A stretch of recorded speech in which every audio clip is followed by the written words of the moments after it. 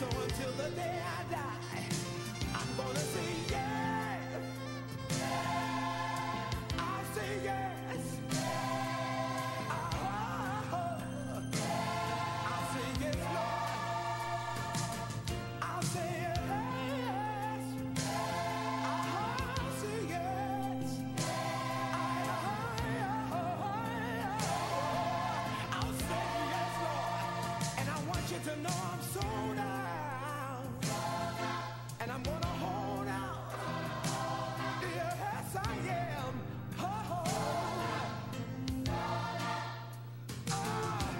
I'm sold out, hey. And I'm gonna hold out. I'm sold out, I'm sold out, I'm sold out. Yes, I am. When I think about what you did for me, I say yes. Yes, Lord.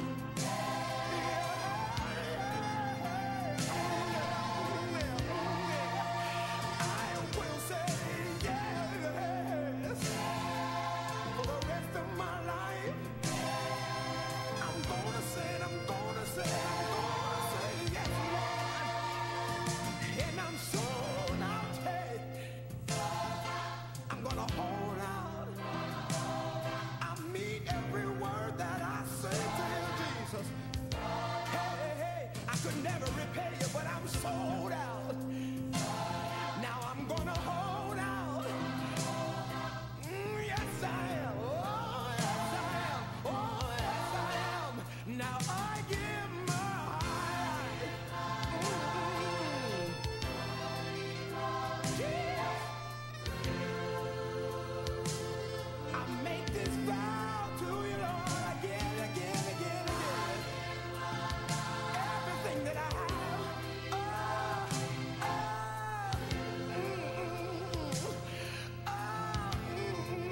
My hands, my heart, my soul, my mind.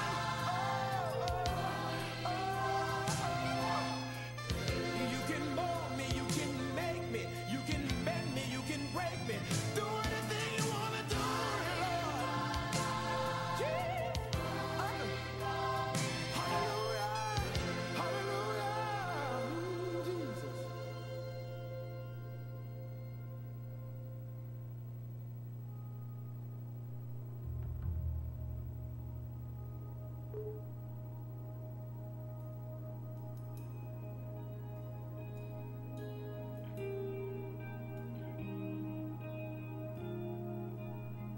To be the greatest, you say be the least.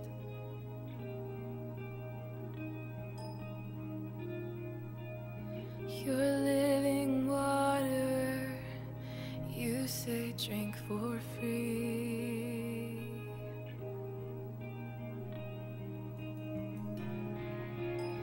We ask for purpose, you say come follow me.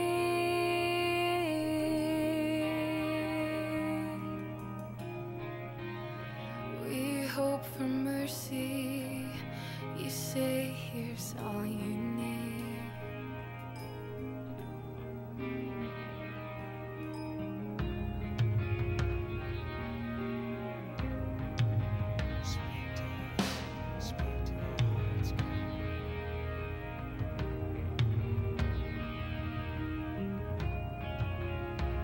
To truly live, you say that I must drown.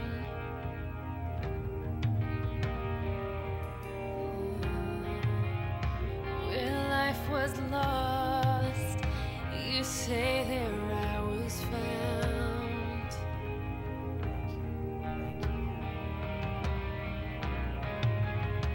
We shout for grace, you say your kingdom comes.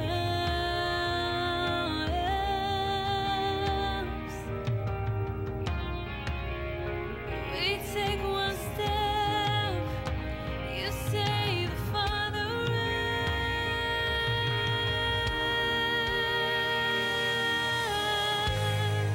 You reach through my darkness to pull me in. You stood in my place and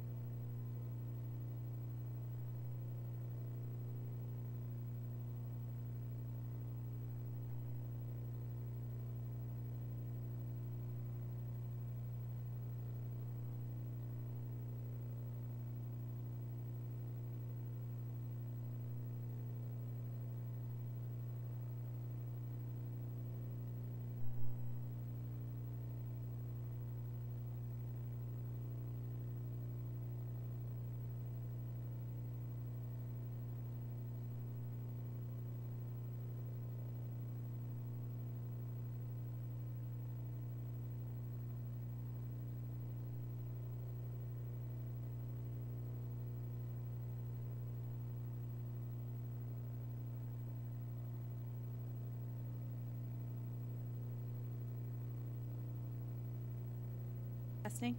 Testing 1, 2. That's good. Is that good? Can you guys hear me? Hi, everybody. I'm so happy to see you. I think that there's no preamble today. I think it's just me. So, it was good to be touched. I missed you guys so much. Oh, thanks. So, if no one, I think everybody here knows, I was in England and Scotland for a long time. I wasn't here. It was like 2.5 weeks, which was, I think it was just about 2 weeks, and it was great. It was beautiful. I was praying for you guys all last weekend. I heard it was awesome. Yeah, I cannot wait to get CDs. I was there in spirit. Like, literally, I was walking in Scotland, and there was this guy who was doing street performance in the middle of the road, and he was from America, and he looked just like Harold. And he sounded like Harold, and I felt like God was loving on me.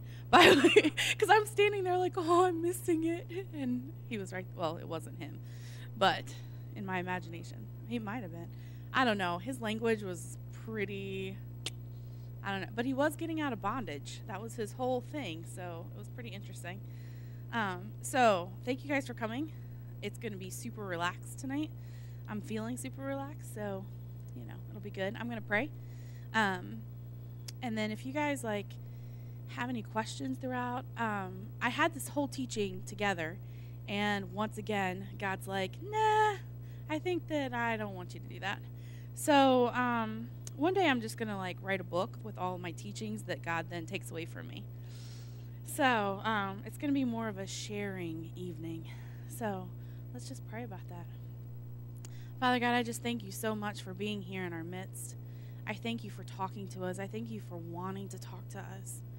I thank you for wanting to have a relationship with me, with each and every one of us, God. I thank you that you go before us, that you prepare our hearts. I thank you for every single person who's here and anyone who's watching on live stream. God, I just pray that you touch hearts tonight, God, and that you draw people closer to you. I thank you for the opportunity, God, to just come and share my story. And I just pray that you speak through me tonight. In your name, amen. So, I'm going to tell a story. I feel like I should be sitting. No, I'm okay. I'm okay. I'm going to stand. And then if I want, I might pull a chair. I really might. I don't know. I might. I feel very teachery. Well, I want it to be more sherry-y. So, what I want to talk about tonight, what I want to share with you guys, is something that I don't talk about a lot. And so, I will warn you, there will probably be tears, and pretty much that will probably be. I'll probably cry a lot. Claire's probably heard most of the story because she did my first sozo. Thank you. So, thanks.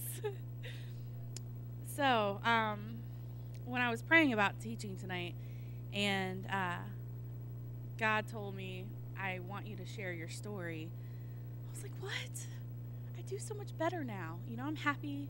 Things are good. And he's like, no, I really feel like someone needs to hear it. So, you guys get to hear it. All right. So, I'm going to talk about my relationship with my dad. My dad was a great man, and he was a horrible man. I always tell people that my dad loved his kids more than anything in the world except a six-pack of beer, because he was addicted.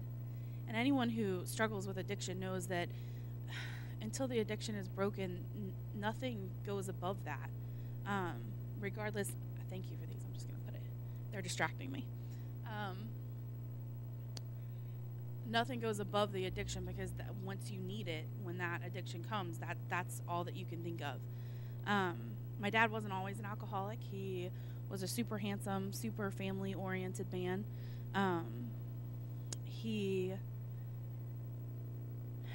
something changed in his life when I was a little kid. And I think a lot of it had to do with my mom. He was desperately in love with my mom. And like a lot of relationships that happen, sometimes people pull apart. And I don't know the whole story. I was a little kid, but things started happening. And when I was maybe 4, my little sister was born. I'm the oldest through my mom, and I'll explain that a little bit later. I have a younger brother and a younger sister. My brother is 1 year younger than me, and my sister is 4. And so around the time that my sister was born, my parents got divorced, but my dad did not move out. He stayed at home. And so my mom worked nights. She was a waitress at a bar, and she would date people, and my dad was still living at home, which there's absolutely no blame towards my mom at all. They were divorced, but he wanted to stay to watch after us while she worked. So he was kind of like our live-in babysitter. And that's kind of when I remember the drinking starting. He would get drunk and he would do things that he thought were really funny. And I kind of touched on this a little bit last month, where things that he thought were funny were like watching horror films and making us watch them too. And then he would, let's say we watched Chucky. So we would watch Chucky, and then I would be in charge of protecting my sister and brother. And so Chucky might happen, might come and get us. And even now, my sister, we laugh about it. It's not funny, but we laugh, and I'll tell my sister, Chucky's coming to get you. And she's like, you better shut up. I mean, this is like still something that's in our life, now.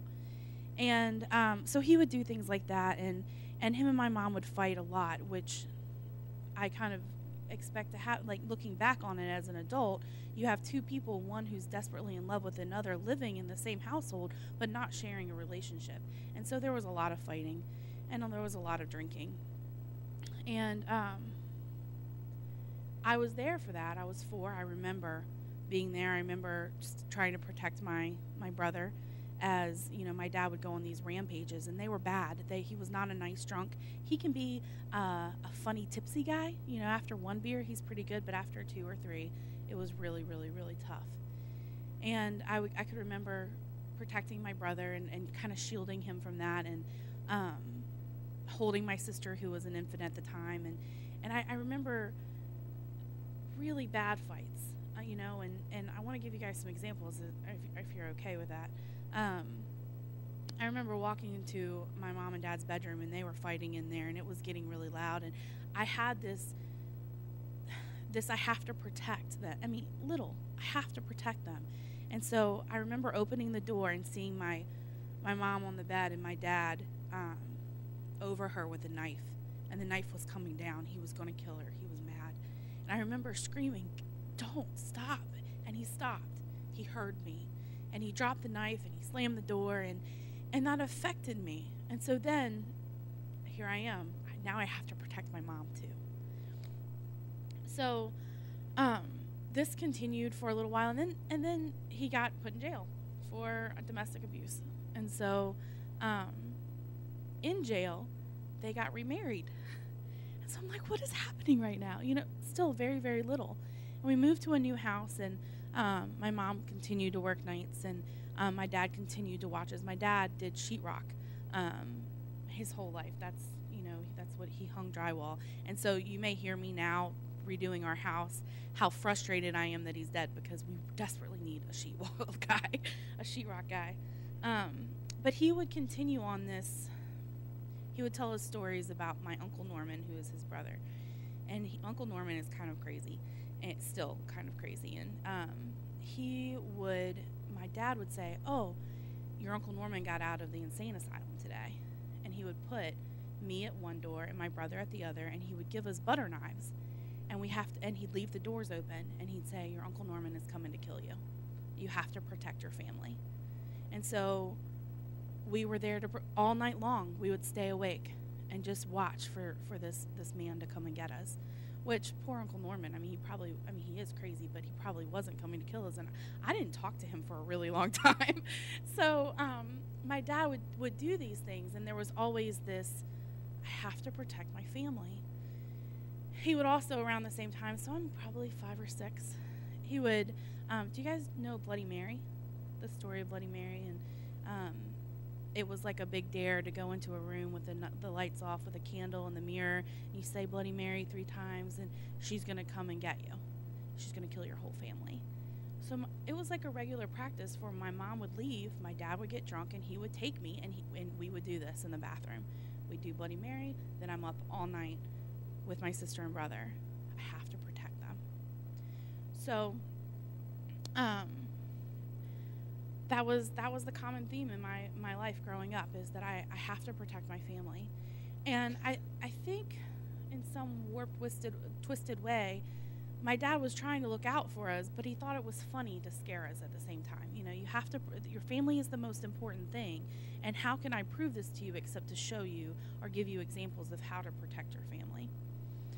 So when I was about 7, and I shared about this a little bit before, a church bus started coming around our neighborhood. We lived in a trailer park in Tuscaloosa, Alabama, and there was this church bus that would come around, and I was the only one who wanted to go.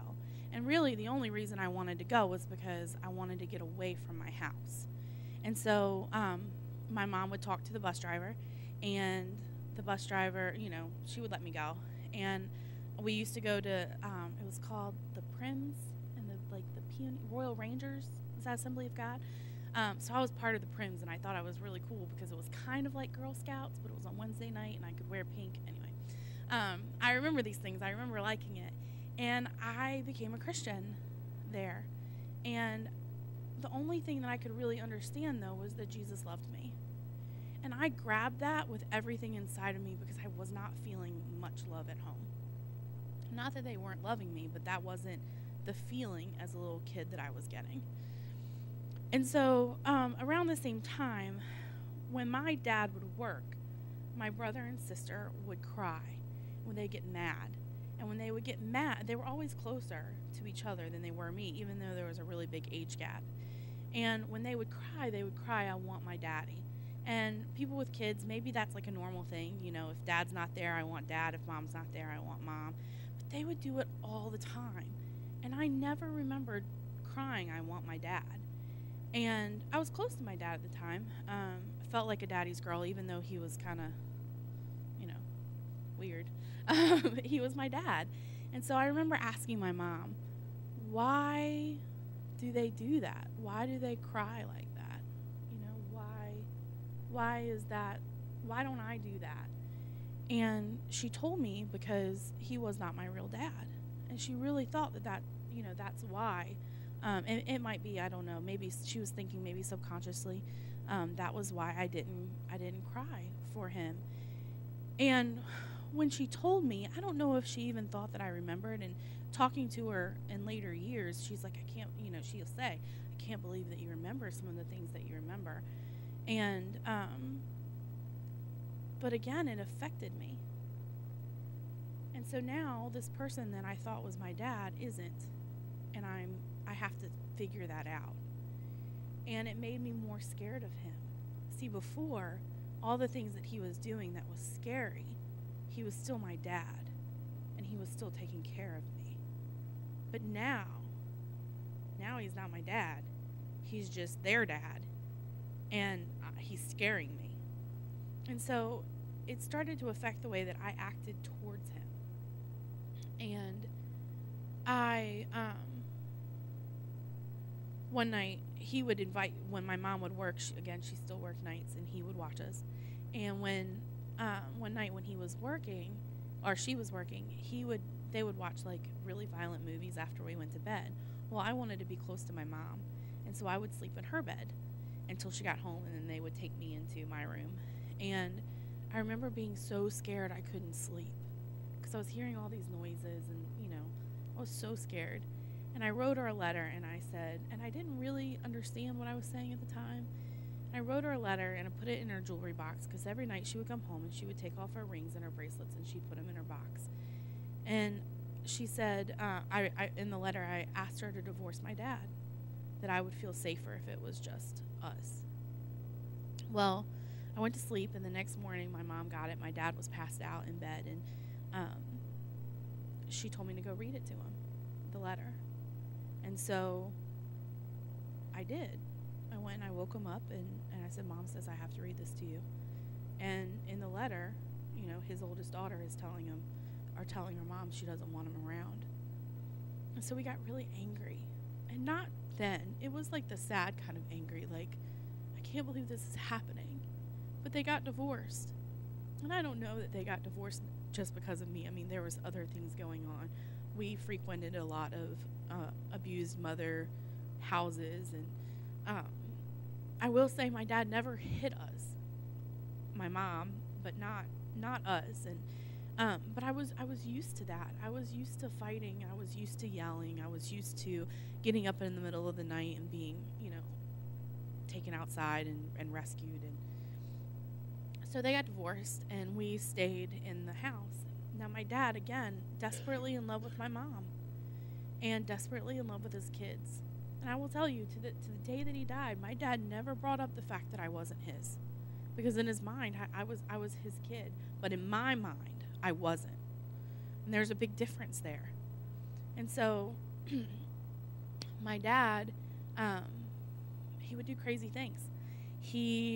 I remember being at his house one night, and he came home, and his hand was all wrapped up. And I'm like, what happened to your hand? And he said a werewolf was trying to get us in the middle of the night. And he went outside, and he had to fight the werewolf. And the werewolf bit through his hand. And so then he had to go to the hospital to get it taken care of, because if you're bit by a werewolf, you turn into a werewolf. So there are these huge stories that would be told. And I would believe, I'm like, oh my gosh, a werewolf was trying to get us, and now my dad is again protecting us. But my dad's a drunk alcoholic who passes out all the time, so I have to protect us. So I would step back into that role. And then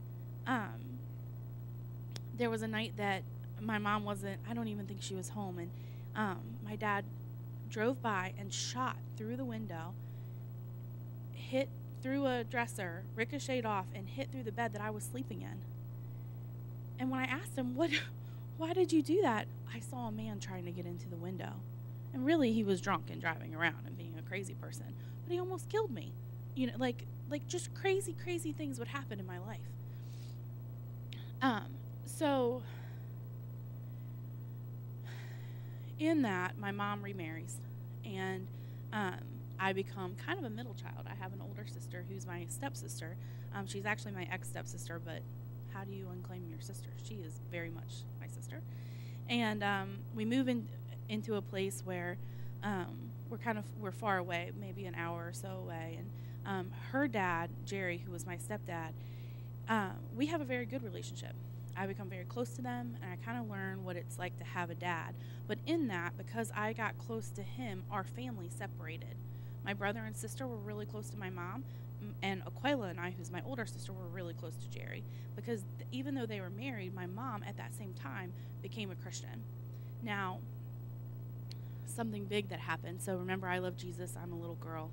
All I know is that I love Jesus. I go to this church. They put a date on the end of the world. The date comes and goes, and I'm let down by God. And I turned my back, and I was so angry at him. I remember the first time I ever smoked weed, I was 9 years old. And I took a piece of Bible paper, it was really thin, and I rolled a blunt. And I remember saying, F you, God, which is like horrible. But that I was just so angry, and I felt so abandoned, and I felt abandoned by my dad and now by God. And so at the same time that this happens, my mom becomes a super Christian, and it was like a 180. She went from working in a bar and being out to we went to church all the time. And this is when I learned how to talk the talk, but not necessarily walk the walk. And so I was doing a lot of crazy things. And because she became a Christian, her and my stepdad started to separate. Now they wanted different things. And in that separation, our family started to separate. And eventually they got divorced. When they got divorced, kick back even a little bit before that, while we were still living there, my dad had visitation rights. I didn't want to go there. My dad scared me. I would go before she married Jerry, and he would still babysit us, so she would drop us off. And I started getting so much anxiety being there that I would pretend to fall asleep in the car. He would pick me up and put me in bed, and I would just lay there and pretend that I was asleep until it was time my mom came to get me. And the few times that I would wake up and interact with him, I I remember one time we were throwing knives. I'm from like the backwoods of Alabama, so just understand that like as I'm telling you stories about throwing knives, that was normal for us to do. And so I remember asking my dad, "Hey, is it okay if I use this knife to throw it?" And he's drunk and fixing the toilet, and he's like, "Yeah, sure." So I'm throwing it at this door, and it breaks the tip off. Well, I go in and I'm like, "Dad, I'm sorry. I broke the tip off." And he went into a flying rage because it was the only thing that his dad had ever given to him. But he didn't pay attention when I asked him. I had no idea. And so he was so mad at me that he yelled and screamed, which I was used to, but he passed out. And when he woke up again, he was still in this fit of rage, even more so. It had intensified.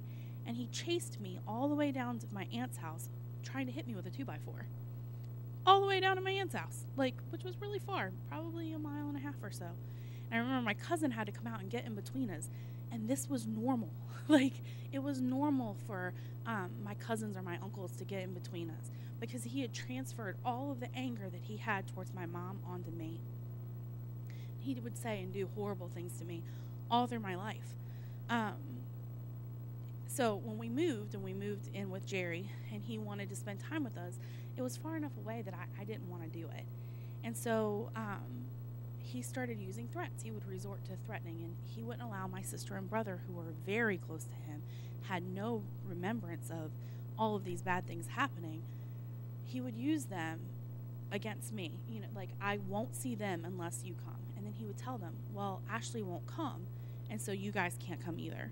She's keeping you guys from seeing me. So make her come see me, and then you can come too. Well, I was so afraid at that point that I wasn't going. There was nothing that was going to get me there. And so then they started hating me.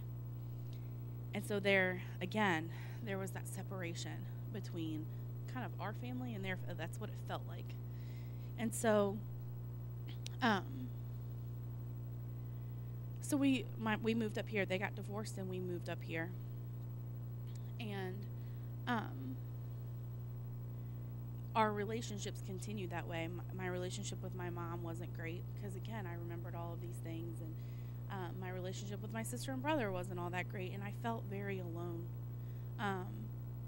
I didn't feel like I could go to God. I didn't feel like I could talk to him. Really, I didn't think he cared enough about me, because if he did, why didn't the end of the world happen?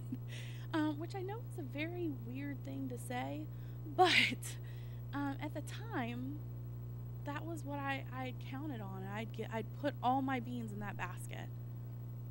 I'd broken a lot of relationships saying, oh my gosh, my mom has to become a Christian. And I would preach to her. Again, I'm the protector.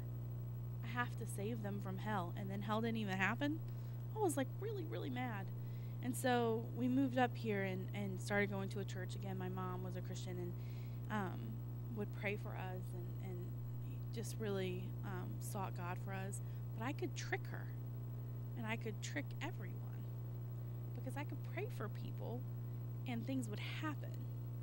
And I could lay hands on people and they would be healed, because I did call on the name of Jesus and I was saved. So even though I was really mad, one thing I've learned is that God is big enough for all the what the hecks that we have to throw at him. So we moved up here, and I felt super alone. And as I kind of talked about even last month, around 14, I went to an Acquire the Fire conference, which is a youth conference, like a big youth rally, and rededicated my life to Christ. And at that time, my life, it changed, and I started to see things.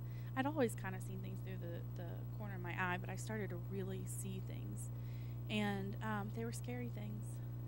And so again, I was still in this, now I have to protect everyone, because now I can see demons, and I can see, not just good things, and things coming into my church, and things, resting in my home, and so now I'm